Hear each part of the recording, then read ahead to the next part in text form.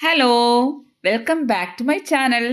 ഇന്ന് എൻ്റെ മോളുടെ സ്കൂളിൽ അവൾക്ക് കുക്കിംഗ് കോമ്പറ്റീഷന് പ്രൈസ് കിട്ടിയ ഒരു റെസിപ്പിയാണ് നമ്മൾ കാണാൻ പോകുന്നത്. വേറൊന്നുമല്ല, ഹെൽത്തി ആയിട്ടുള്ള ഒരു dry ഫ്രൂട്ട്സിൻ്റെ laddu.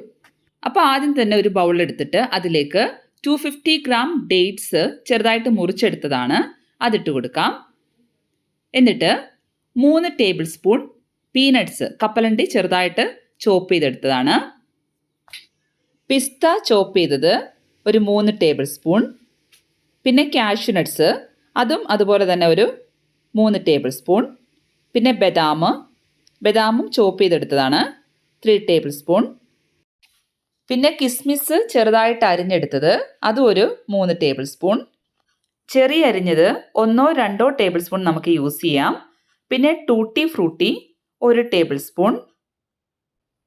Desiccated coconut 1 table spoon. പിന്നെ ഇതിൻ്റെ കൂടെ പോപ്പി സീഡും വേണമെങ്കിൽ 1 ടീസ്പൂൺ യൂസ് ചെയ്യാം. ഇനി ഇതെല്ലാം കൂടി നന്നായിട്ടൊന്ന് മിക്സ് ചെയ്തെടുക്കണം.